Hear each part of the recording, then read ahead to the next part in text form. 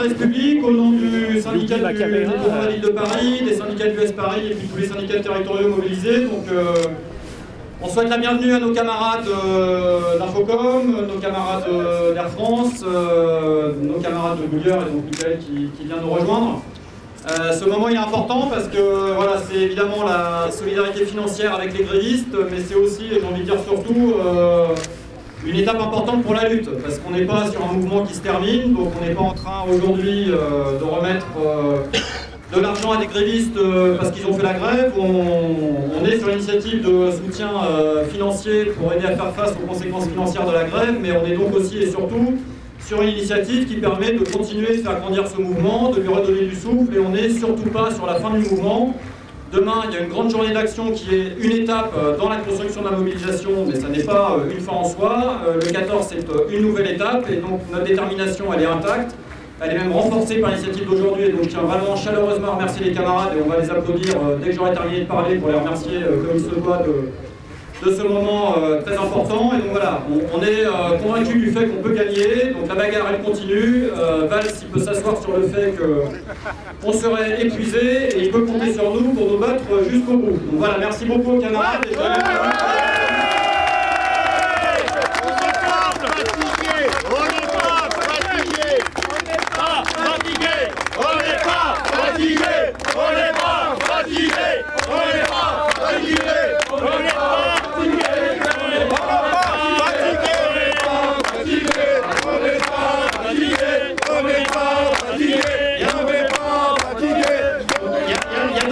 D'autres chèques de soutien qui vont être remis, mais voilà, c'est donc à l'initiative des camarades d'Infocom qu'on va aujourd'hui nous remettre ce chèque. Je vais donner tout de suite la parole à Amélie Kemoun d'Air France qui va nous dire quelques mots. Merci. Merci. Merci à vous camarades. Déjà dans un premier temps, je représente la CGT Air France aujourd'hui pour vous amener la solidarité de la CGT Air France, également à travers ce chèque, mais aussi à travers ma présence. Puisqu'à Air France, on sait ce que c'est la solidarité. Souvenez-vous de la journée du 5 octobre, la journée du textile à Air France, une chemise pour 3000 emplois. Il y avait déjà plus de 15 000 qui avaient été supprimés, mais on n'a entendu parler que d'une chemise. On n'a surtout pas entendu parler des salariés qui luttent tous les jours, qui luttent dans les entreprises contre des plans d'entreprises qui sont là avant tout pour détruire nos conditions de travail, de rémunération. Et lorsque l'on dit qu'on n'est pas content, lorsque l'on veut se battre contre ces plans d'entreprise, eh bien on nous accuse seulement d'arracher une chemise. C'est bien malheureux. Alors camarades, il faut bien avoir une chose en tête. La peur, elle n'est pas dans notre camp. La peur, elle est dans leur camp. Elle est dans leur camp pourquoi? Parce qu'ils ont peur pour leur capital, pour leur pouvoir, et même pour leur chemise. Vous voyez? Ouais, c'est chaud. Alors quand un gouvernement il a peur de son peuple, eh bien il craint qu'une seule chose, sa colère. Et nous, on est là pour résister, pour continuer à se battre contre cette loi inadmissible qui remet en cause 40 ans de lutte, d'acquis, de conquis, qu'on a arraché. C'est pas le patronat, matin, on servait un petit café qui s'est dit, tiens, si je donnais une semaine de congé supplémentaire, tiens, si je mettais en place des comités d'entreprise. Non, c'est bien par la lutte, c'est bien par les batailles, c'est bien par les pertes de salaire qu'on a subies, tous et chacun, pour réussir, pour avoir un niveau de droit auquel on est actuellement, qui n'est pas suffisant et pour lequel il faut toujours se battre. Mais en tous les cas, on va continuer à se battre, puisque nous, c'est pas de faim, pas de froid qu'on va prendre, cette colère. Et de colère si ce gouvernement ne retire pas cette loi. Alors la loi travail, elle n'est ni négociable, ni amendable. Une seule chose, son retrait. Merci à vous. On souhaiterait vraiment vous remercier, parce que ceux qu'il faut remercier, c'est pas nous, dans cette initiative, c'est tous ces milliers de donateurs qui ont permis aujourd'hui de redistribuer, à l'heure où je vous parle, près de 158 000 € sur plus de 380 000 € qui sont aujourd'hui collectés à l'heure où je vous parle. Et ça, c'est à eux qu'il faut dire merci. C'est des jeunes dont on a pu voir de 20 à 30 ans qui sont souvent précaires mais qui donnent quelques euros parce qu'ils savent que la vie qu'on leur réserve, elle est faite de précarité. C'est beaucoup d'anciens et de retraités qui ont envie de soutenir, j'allais dire, ces nouvelles générations de salariés que nous sommes et qui se battent comme eux en leur temps pour ne pas perdre nos droits et ceux de nos enfants, on va dire. Donc aujourd'hui, c'est une remise symbolique.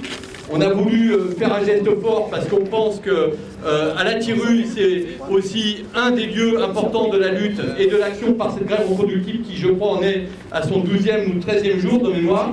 Donc, on est tous mobilisés parce que vous savez qu'on fait un peu le tour d'ensemble d'entreprises, que ce soit des cheminots, que ce soit, on a été aussi au Havre, où il y a une combativité vraiment étonnante.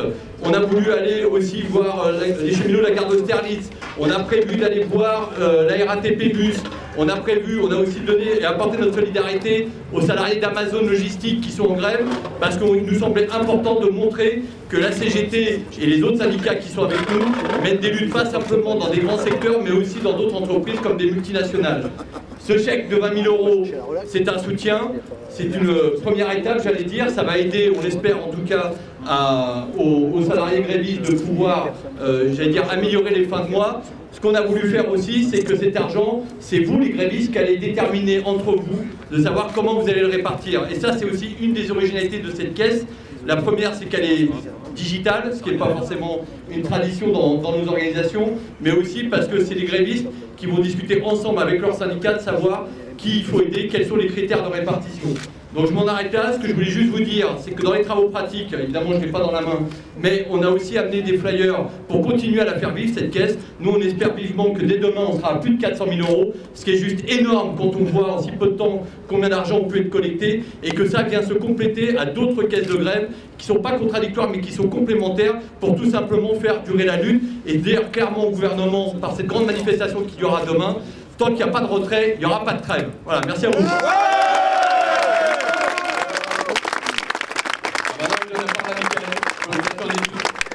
Bon, alors, écoutez, dans la suite de ce que l'on réalise depuis maintenant plus d'une semaine avec les camarades d'Infocom, avec Mehdi, mais surtout, comme il a dit, avec tous ceux qui donnent au quotidien, ça va de 1 € à 5 000 €, et à chaque fois, ça vient du fond du cœur, quel que soit le donateur.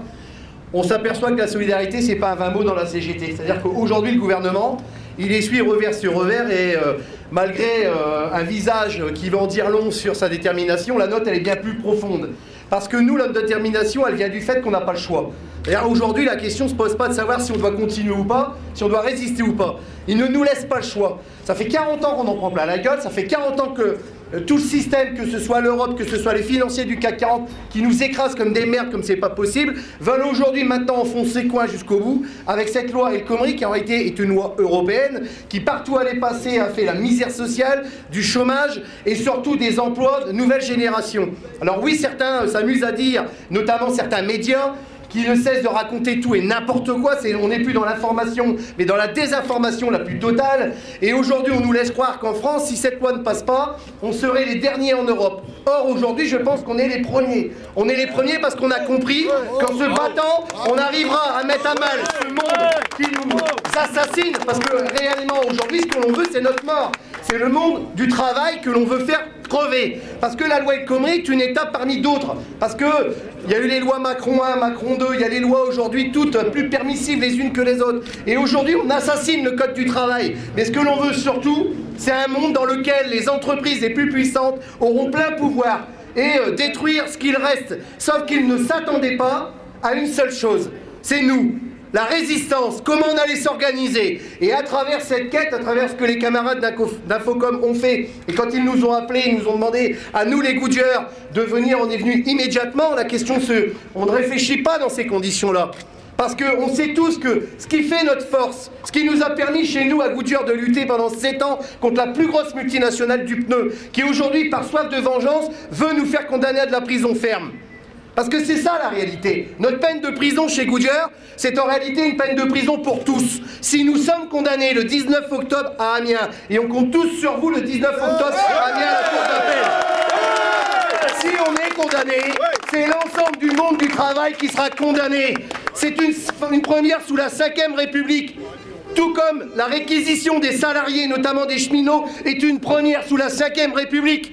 Et aujourd'hui, le gouvernement, plutôt que de venir vous aider, d'essayer de comprendre votre combat, ce qu'il fait, il met des entreprises privées pour essayer de casser votre mouvement de grève. Et les entreprises privées ont pour premier ordre d'aller nettoyer dans les quartiers les plus riches. On en est là aujourd'hui, et c'est ça la réalité. Et ce gouvernement, quand il y a des inondations, il vient dire à la CGT, arrêtez vos mouvements, allez aider les gens. Et ces mêmes personnes qui nous donnent des leçons de morale sont ceux qui se blottissent dans leur bureau doré et qui donnent des leçons à ceux qui crèvent tous les jours au quotidien. Mais nous ne crèverons pas, parce que tous ensemble nous arriverons à faire chuter ce gouvernement, cette loi qui ne porte qu'un seul nom, la loi du fric, du plus puissant, qui veut nous écraser, nous mettre au chômage, interdire le mot licenciement pour motif économique, parce que la loi El Khomri, c'est pas l'article 2, c'est pas l'article 1. S'il ne restait même un seul article de cette loi, ce serait suffisant pour déclencher un mouvement de protestation sociale et de colère sans précédent dans notre pays. Et partout en Europe. Et là, les médias ne racontent pas de tout de conneries quand ils disent qu'on est regardé en Europe. Mais on n'est pas regardé par des gens qui disent que l'on fait est mal. On est regardé comme un exemple. Parce qu'en Espagne, au Portugal, en Belgique, en Angleterre aussi, des mouvements de contestation sont en train de naître. Et moi, je le dis haut et fort aujourd'hui, nous allons interpeller la Confédération CGT pour qu'elle interpelle la CES, parce que je pense qu'il est du rôle de la Confédération européenne des syndicats d'appeler un mouvement général en Europe pour qu'ensemble, avec les autres camarades des autres pays qui sont soumis aux dogmes financiers, nous réagissons et nous mettons enfin un terme définitif à ceux qui veulent notre peau et notre mort. Donc oui, les Goodyear, on est condamnés. Oui, les Goodyear, le 19 octobre, on sera à vos côtés et on ira au tribunal demander une relaxe pour la simple et bonne raison, c'est qu'on n'a pas condamné parce qu'on n'a rien fait. La seule chose que l'on a fait, c'est tenir tête à une multinationale pendant 7 ans. Vous tenez tête aujourd'hui avec d'autres salariés. On était chez les cheminots. Demain, on sera à la RATP. Il y a les camarades de McDo aussi qui souffrent. Partout où on pourra aller, on ira effectivement apporter un soutien qui est d'abord un soutien moral avant tout, avant un soutien financier. Notre rôle, c'est pas de venir payer votre grève. Notre rôle, c'est de venir vous aider pour faire en sorte qu'ensemble, vous décidiez comment prolonger le mouvement pour arriver qu'ensemble, on obtienne une victoire pleine, totale et sans condition contre cette loi de merde qui s'appelle la loi El Khomri. Voilà la réalité.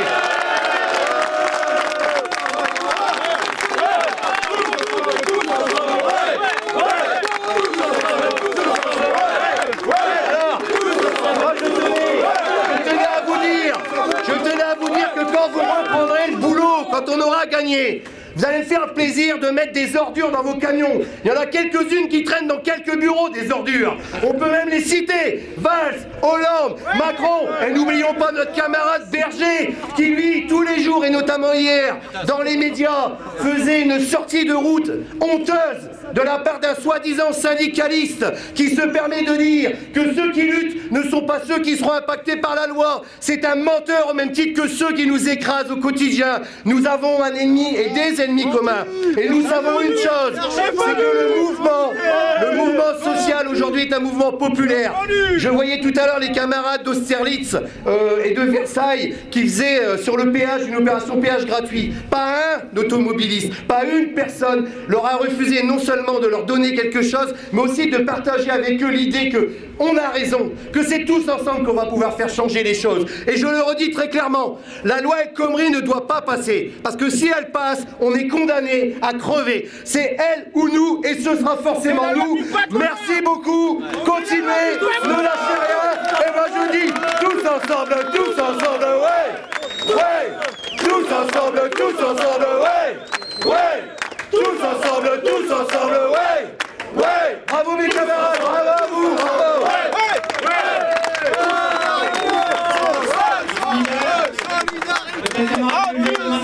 Vous dire quelques mots et ensuite je donnerai la parole à Régis, secrétaire général du syndicat du médicament. Ouais, Régis. Il y a moyen juste de dire un mot. Devant là il y a un C4 noir qui gêne, mais vraiment qui gêne, c'est loin parce que il est embouti par le camion.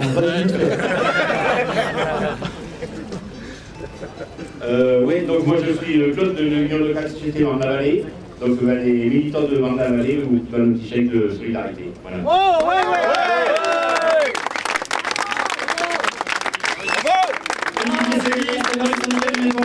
Ah non, pas lui.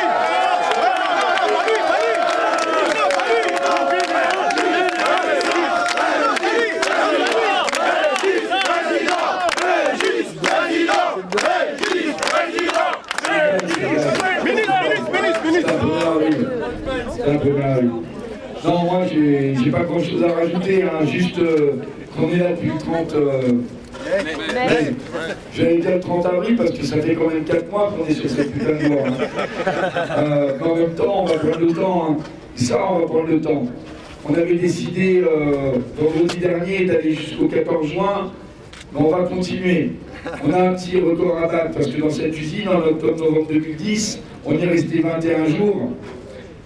On n'a pas gagné en octobre-novembre 2010 sur la loi retraite, mais en tout état de cause, cette année, on va gagner. On va gagner, ouais, parce que le mouvement, il est plus fort que 2010. Alors ça va, ça vient, ça monte, ça descend, etc. Demain, il y a une belle journée d'action. Très belle journée d'action. Il faut y aller très fort, très massivement. J'invite mes camarades conducteurs et boueurs qui nous regardent dans le garage là.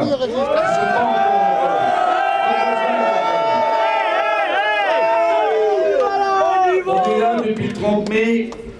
Ce qu'on a aujourd'hui, on l'a construit en 2010. Puisqu'en 2010, on est arrivé dans cette usine, les mains dans les poches. Pas une toile de tente, pas un fourneau, pas un barbecue. La solidarité, elle nous a permis d'acheter un camion, d'acheter des toiles de tente, d'acheter un barbecue, etc. La solidarité, aujourd'hui, elle va continuer à construire. Parce que cette loi, on va la faire reculer, on va faire le retrait. Mais en même temps, on va conquérir de nouveaux droits.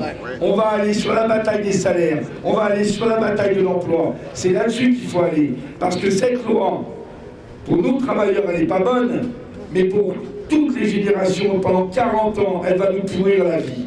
Donc on va rester autant de temps qu'il faudra. Il faut que partout on élargisse, il faut que partout on discute avec les salariés du public, avec les salariés du privé, pour élargir au maximum et pour gonfler les chiffres de grévistes à partir de demain. Dans tous les services publics, il faut mettre le feu. Le feu, il va commencer ce soir, parce que dès ce soir, on a prévu un certain nombre d'actions.